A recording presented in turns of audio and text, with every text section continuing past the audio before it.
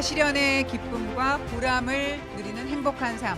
정말 모든 국민들이 지금 꿈꾸는 그런 삶이 아닌가 생각이 됩니다. 네, 장기표 후보님 7분 연설 부탁드리겠습니다. 예, 장기표입니다. 방금 우리 토론의 캐치프레이즈가 체인지 대한민국입니다. 그렇습니다. 정말 대한민국 바꿔야 됩니다. 그리고 세상을 바꿔야 됩니다. 저 장기표는 세상을 바꾸어서 모든 국민이 행복하게 사는 그런 나라를 위해서 50년 동안 노력해 왔다는 말씀을 드립니다. 오늘은 말하자면 이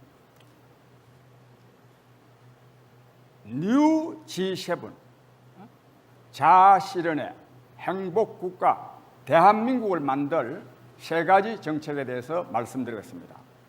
이 세 가지는 첫째는 노동개혁입니다. 그 다음에 미친 집값, 그리고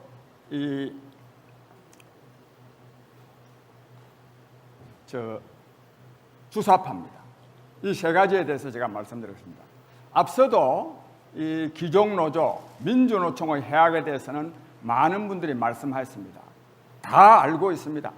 그러나 민주노총의 해악이 지금 새로 드러난 게 아닙니다. 오래전부터 있었습니다. 정말 민주노총이야말로 평균 연봉이 7,600만 원이 넘고, 그리고 대기업 연봉들은 다 9천만 원이 넘습니다.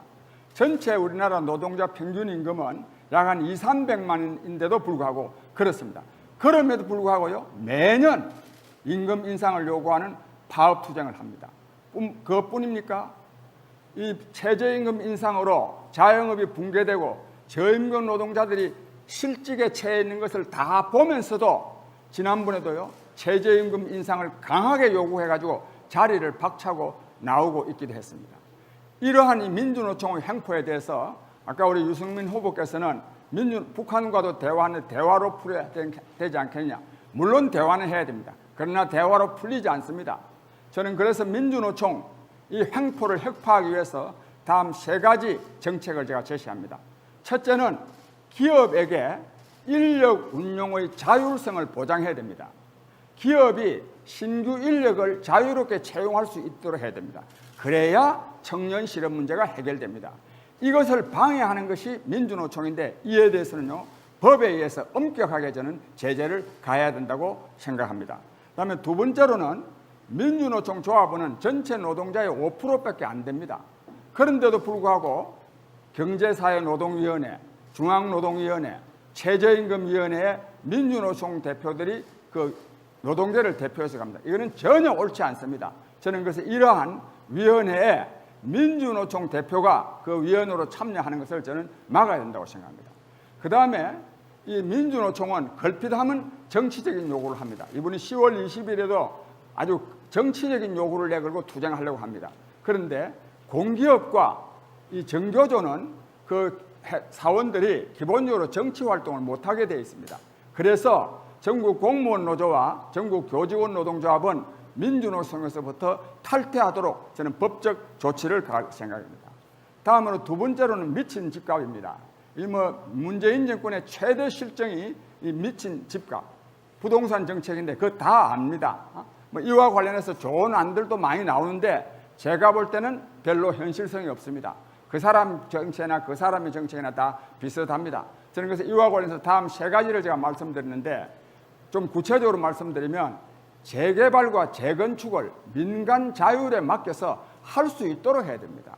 엄마 아파트 같은 경우에 지은 지가 한 45, 6년이 되는데도 맨날 재건축 하느냐 마느냐 이럽니다.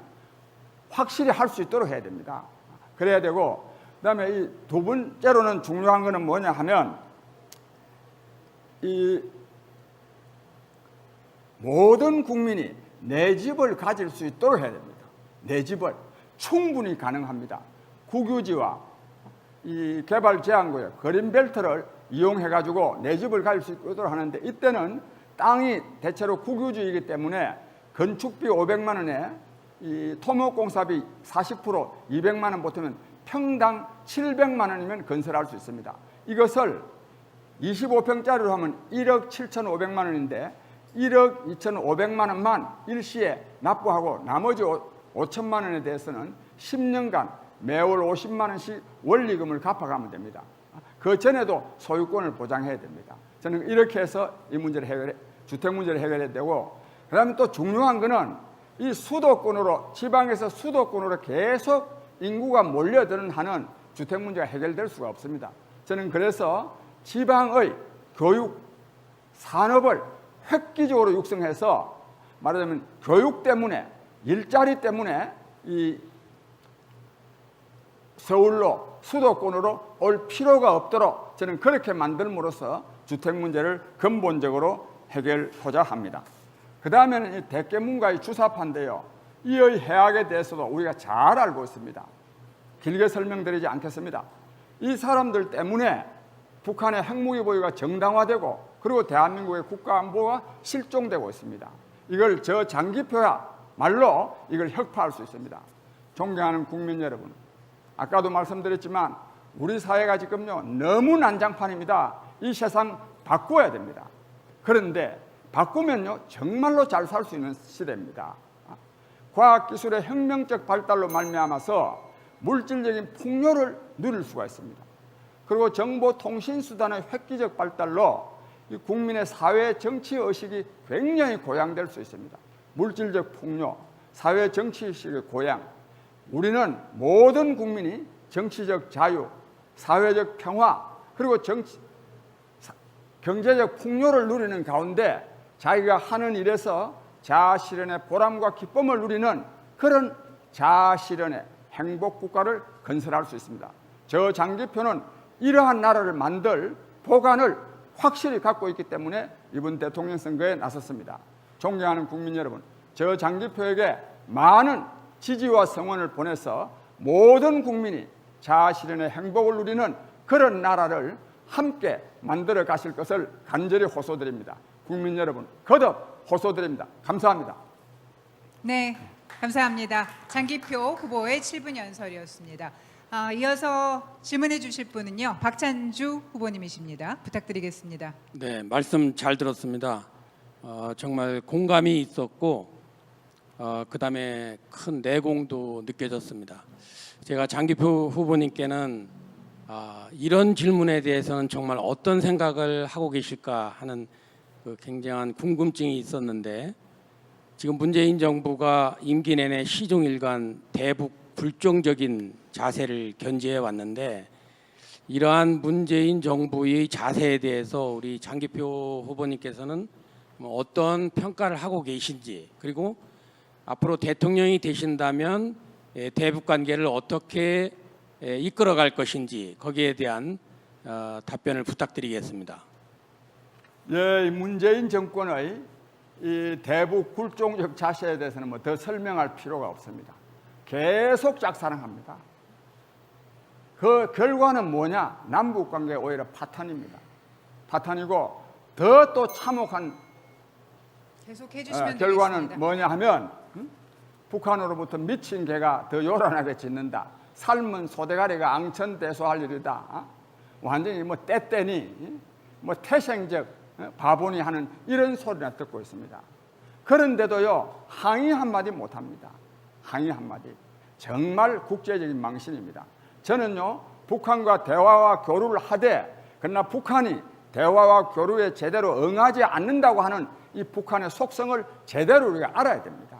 알고, 제가 긴 시간 말씀드릴 수 없기 때문에 국가안보가 중요합니다. 국가안보를 위해서 핵무기를 보유해야 되고, 그리고 자주국방을 위해서요 군사비를 충분히 확충해야 됩니다. 그리고 한미동맹을 강화해야 됩니다. 이것은 북한 때문만이 아니라 중국 때문에도 강화해야 되고, 그리고 중요한 것은 저는 북한 핵 문제를 활용을 해가지고 오히려 민족 통일을 이룰 방안을 갖고 있다는 것을 말씀드립니다. 감사합니다. 네, 고생하셨습니다. 감사합니다.